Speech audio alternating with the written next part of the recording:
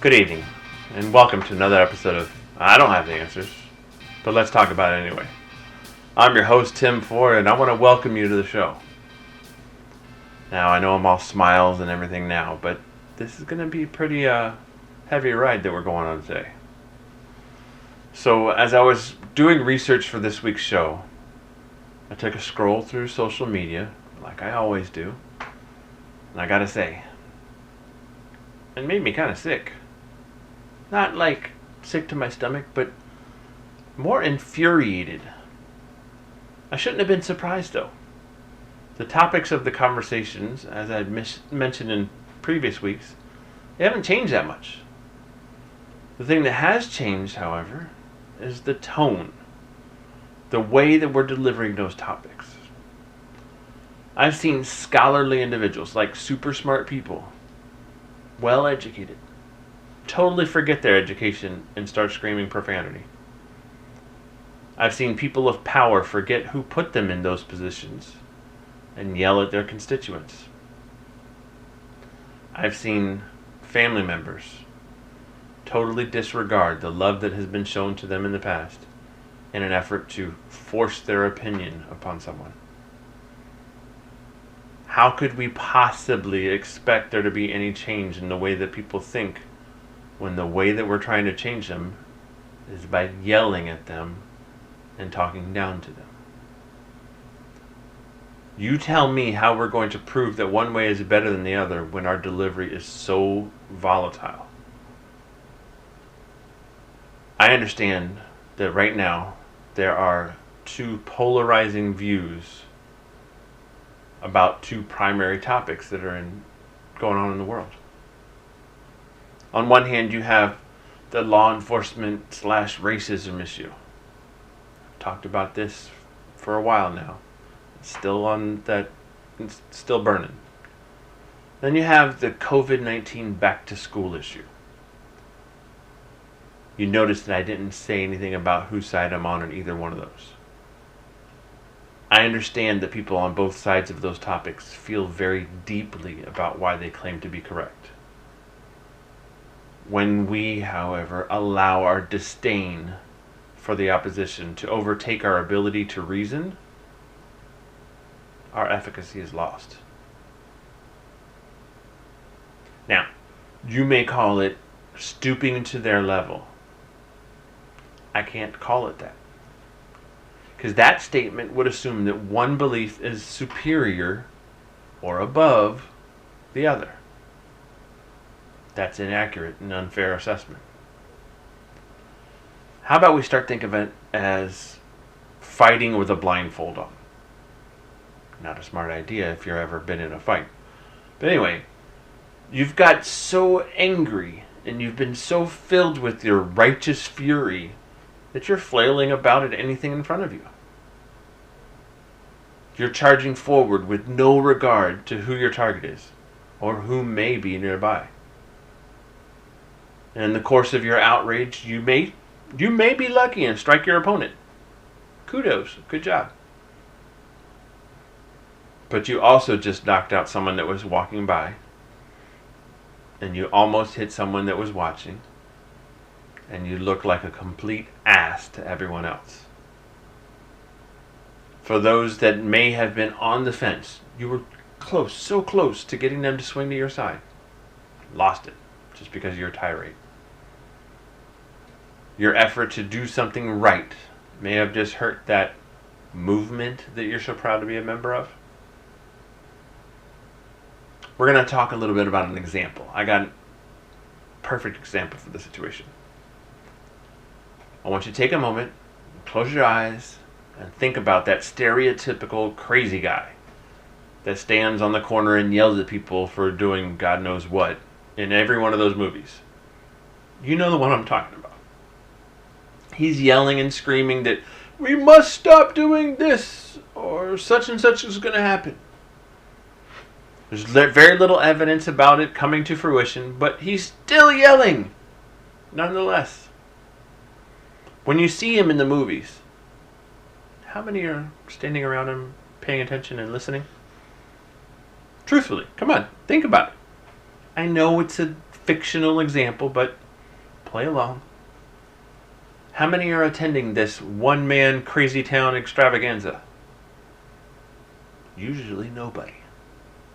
No one's saying, that guy's right. That, my friends, is because of the poor delivery. Now, you take that same guy. You write him a tactful and organized speech and have it delivered in an understandable and meaningful way. You'd have totally different results. I'm not saying stop the message. I'm saying rethink the delivery. And why is that? I'll tell you why. When you yell your thoughts and beliefs, or when you type them aggressively, you're engaging your limbic system and your amygdala. I know, big words. Focus. Just listen to what I'm saying. Both by verbally yelling and yelling in text, you're doing that with the intention of asserting dominance. So, it stands to reason that the person on the receiving end of the message, a message that was typed with hostility or aggression, they're also triggering their limbic system. What you've now done, you got a chance to create an instant no-win situation. That's right. Because while you were triggering your limbic system, the part of your brain that handles reason, the prefrontal cortex, you can look it up, Google it if you want to, has just gone offline. Since we're doing movie references, think about all those movies where you see those colorful pictures of your brain and everything, and it shows brain function. Well, the part that does reason just went dark. Your brain has just entered into a fight or flight mode, and the possibility of a reasonable solution, gone. It's Elvis. It's left the building. Not coming back. We've all seen when people are face-to-face arguing, the events are pretty much the same. Person A yells at person B. Person B gets defensive and yells back. The volume and aggressive posturing continues to increase. The longer this goes on, the better the chance that the altercation ends in physical violence. Now, these things are happening on Facebook and Twitter and TikTok. We think that because we are typing these things that it's not as bad as yelling at someone in the face. Honestly, however, it is worse. If you enter into a verbal argument with someone on Monday at noon, there's a pretty good chance that that session will be over within a 24-hour time period. I'm not saying that the issue is resolved. I'm just saying that I doubt that you're still sitting in the same room actively yelling on Tuesday at noon. It's not happening.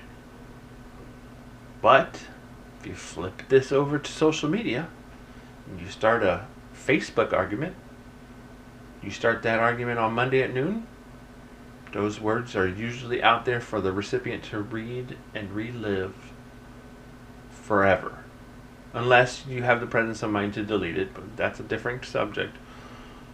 But it's not uncommon for those posts, when they're read by a little later after the argument's supposed to be done, those comments can bring back the same emotions again. In some extreme cases, they may start to fight over again. Also, when you're doing a yelling match in a virtual public forum, there's a possibility for others to take part in the assault. So you basically invited the world to take part in verbally assaulting your opponent. It could be the equivalent to inciting a riot.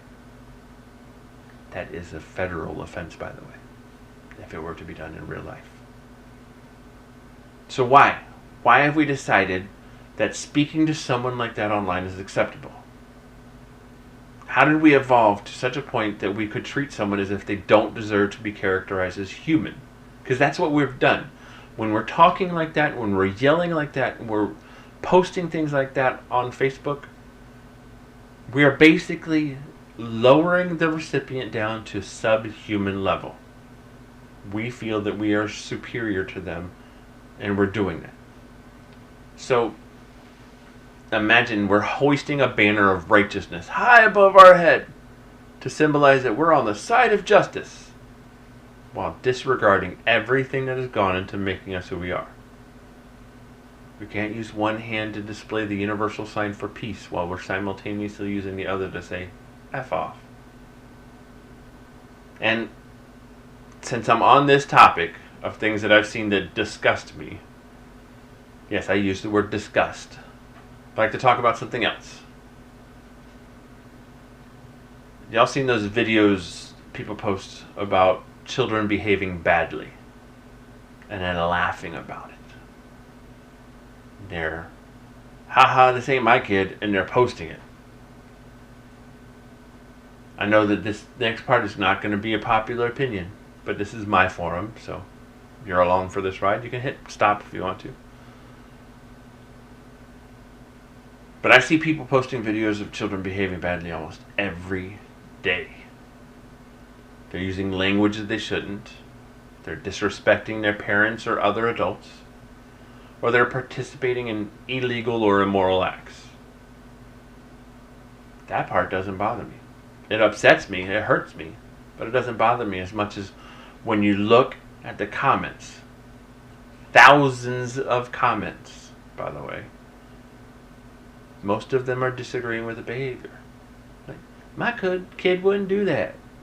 Or, LOL, I would have beat their butt. Of course, I'm using butt instead of the words I usually post. The person that posted that video doesn't care that the comments are negative. They can care less. They just want the view count to go up. They want their moment in the sunshine, and we're giving it to them. We are promoting the bad behavior. We're rewarding the bad child and potentially the bad parent with publicity. I would like to propose a different way of handling these. It's quite easy. You might want to take notes though, but I think that we can get it. If you're scrolling through and you see someone that posts a video that represents a child participating in a behavior that they shouldn't, unfollow them. You heard me. Unfollow them. No comments, no likes, no emojis, just unfollow them. You could go one step further and report the videos to the platform they're posted on. There's many options for reporting a video. It could be offensive. And to me, a child behaving poorly that we are just posting and liking and laughing and ha ha ha, this is funny, and glad it's not my kid, that is offensive. So just unfollow them. I don't care if they're your sister, your brother, your mother. I don't care. Just unfollow them. Eventually, if enough people unfollow the ones that are posting these videos that they really shouldn't be posting or promoting, they'll get the point. Or they'll have nobody following them, and who cares if they post another video like that. Now, I know it won't end bad kids doing bad things. That's going to happen. It's happened forever. It's gotten worse, though, because, they're getting their own star on the Walk of Fame because of all these video posts. It will, however, be a step in the right direction. We are the only ones responsible for the perpetuation of these things. That's it. We are the ones that are perpetuating it, not the ones posting it. They're only posting it because people are watching it. I assure you, if we stop watching them, if we stop giving them their credit, they'll find something else to post stupid videos of. Maybe those won't be as negative. Might be a cooking video or something. We are the ones that are, for some stupid reason, going on YouTube and searching for these type of videos. Stop. Just stop doing it. Maybe we can get some people to start posting pictures and videos of kids doing the right thing and start rewarding them with the likes and the comments. We can all agree that the internet is not going away. We can also agree that there are no miracles to getting these things to stop. The way we're going to get this kind of thing to stop is to end the reward and praise that we give them. So, to sum things up, online aggression will not change the way people think or feel about anything. So stop being aggressive if you want to get the desired result. It's only going to cause them to dig in further. Also, watching, commenting, liking videos with children behaving badly is promoting the continuation of the pattern. Unfollow the people that post them. If they do, it'll reduce the amount of publicity they get. No publicity, no reason to keep posting. Seems simple enough to me. So, as I say every week, people, I may not have the answers to every problem, but I'll talk about it anyway. Thanks for watching. Have a good night.